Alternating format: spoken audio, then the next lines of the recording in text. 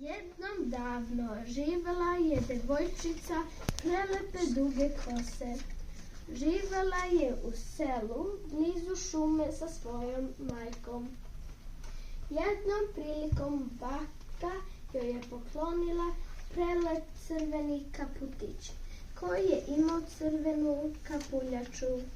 Zato su je svi u selu zvali Crvenkapica. Jednog dana. Jesi li me zvala? Jesi li me zvala, mama? Da, Crvenkapice. Tvoja baka je jako bolesna. Želim da odeš do njene kućice i odneseš joj korpicu s malo hleba, meda i kolača. Da, mama. Ne zaustavljaj se u šumi i nemoj razgovarati se nepoznatima. U šumi, kako ti kaže, moraš ići ravno do bakine kuće bez zaustavljanja. Da, mama. Crvenkapica je krenula kroz šume sa korpicom u ruci sa svojom baku, koja je živjela u susednom selu.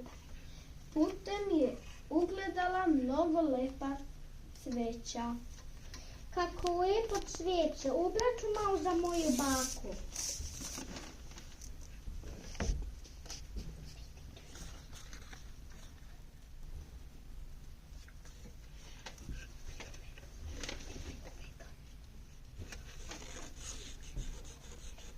Odložila je Crvenkapica korpu na tlo i krenula brati cveće, kad odjednom. Dobro jutro, Crvenkapice. Dobro jutro, gospodine Vuče. Gde si krenula tako rano? Svoje baki. Bolesna je, pa joj nosim ovu korpu sa malo hleba, meda i kolača. Živi li tvoja bako daleko? Ma ne. Crvenkapice. Ma ne, gospodine Vuče. Živi blizu s druge strane šume. U prvoj kući na kraju selu. U ovoj kućici sa bijelim vratima. Zbogom, Crvenkapice. Nadam se da će brzo ozdraviti. Hej, jel vidiš ovu cestu? Da, vidim. Samo prati ovu cestu i ona će te dovesti do bakinje kućinje. Da, hvala.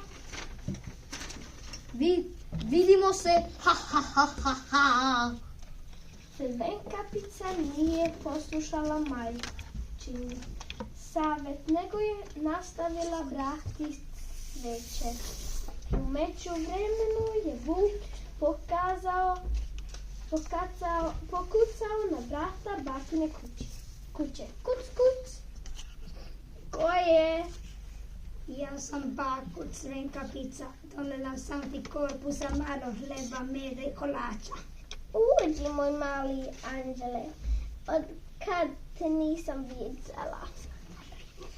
Čim je vuk ušao, progutao joj je baku, obakao je njenu spavačicu, uskočio u bakin krevet i čekao Crvenkapice. Nekoliko minuta kasnije Crvenkapica je stigla do bakine kućice. Pokucala je na vratima. Kuc, kuc. Ko je? Bako, to sam ja, tvoja unuka, Crvenkapica. Donijela sam ti korpicu sa malo hleba, meda i kolača. Uđi, moj mali anđele. Crvenkapica je ušla u kućicu. Odmah je otišla do bakine sobe. U krevetu ju je čekao vuk, prerušen u bakinu spavačicu. Uđi, moj mali anđele, odmori se malo. Crvenkapica je sela na stolicu i pogledala prema baki.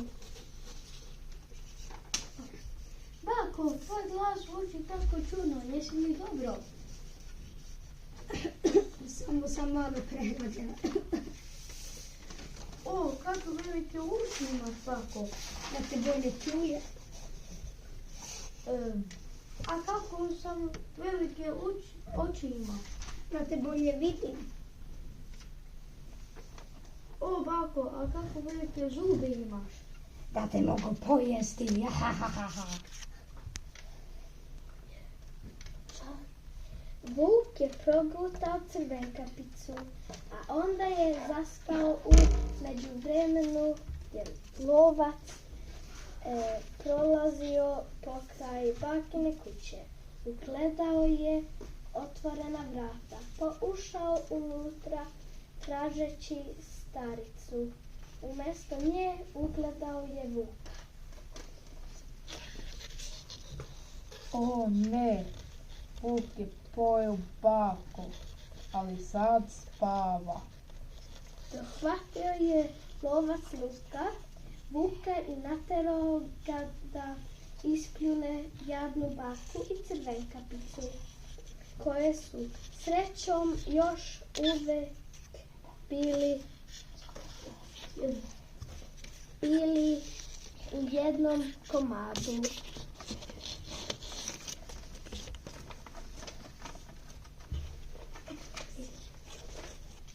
Hvala vam, hvala od srca. Ovo nek ti bude pouka, Crvenkapice, da uvek poslušaš što ti majka kaže.